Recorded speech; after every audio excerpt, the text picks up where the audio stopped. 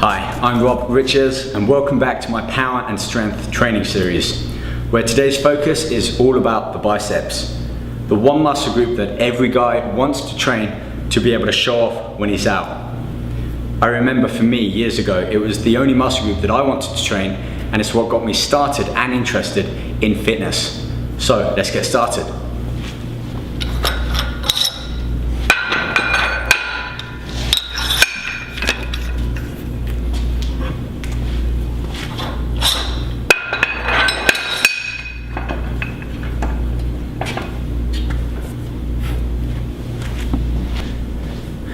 Now, the arm curl is one of the best mass building exercises to really help thicken out the arm and add some depth and width into the bicep head.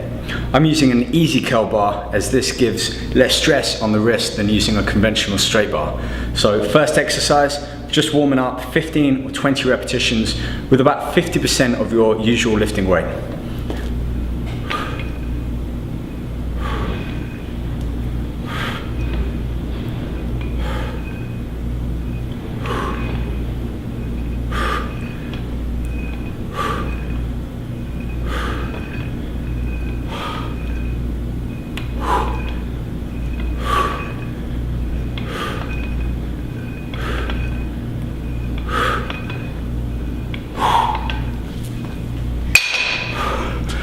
Already I'm getting a great burn in my biceps. Now I want to talk about form and technique here before I start to overload and add some more weight onto the bar. The first thing is about posture and your stance. It's all too easy to add too much weight to the bar and start swinging back and forth, taking off a lot of the stress on the bicep head and placing it more on areas like your lower back and involving your shoulders to do much of the work. So chest up, shoulders back. My knees are slightly bent, my hips are pushed back, therefore, even when the weight comes out away from my center of gravity, I'm well stable and balanced. Second point is to keep my elbows fixed at my body. So only the bicep is doing the work, not the whole arm swinging out. Now that I've got a bit of blood pumping around my arms, I can start to overload the bar and take the weight up to a level where I'm going to fail around about 10 reps.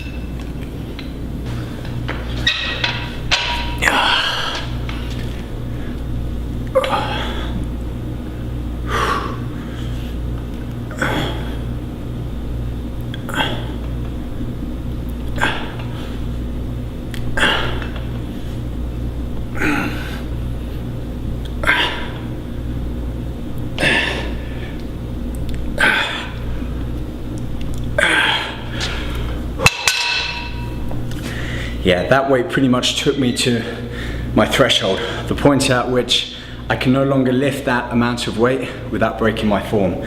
So that's exactly the point I need to be at. Another point that I want to bring up is when you start off, the arms are pretty much completely straight. You curl all the way up without allowing the elbow to come forward, so as much as the bicep can peak.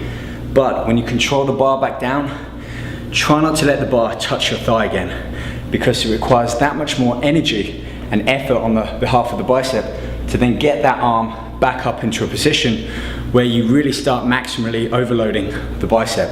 So really it's a shorter range of movement, kind of like that.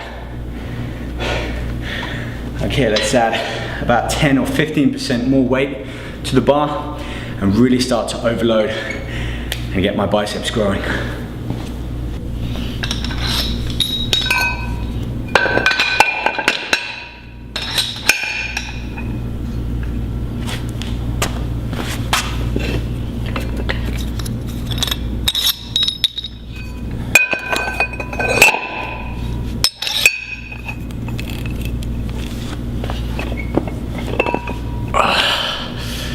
this one should do it.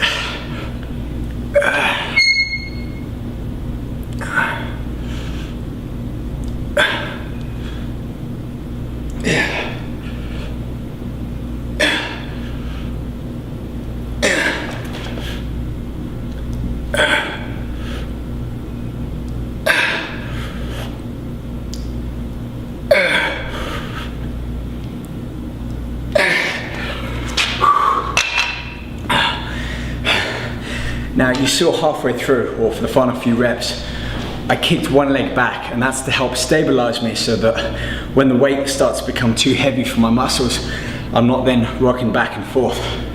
So that's a good tip if you really overload and add more weight, is to put one leg back, keep the chest up, and it gives you much better support.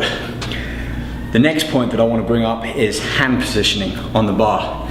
Now I've got quite a neutral position, about shoulder width apart, which keeps as much stress as I can on the main head of the bicep.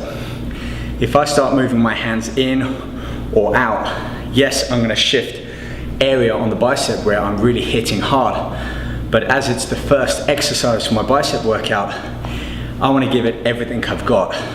So stick with the basic neutral hand positions earlier on in the workout, and then as you start to fatigue the bicep, in this case, you can start to vary the hand movement to affect more the outer and inner.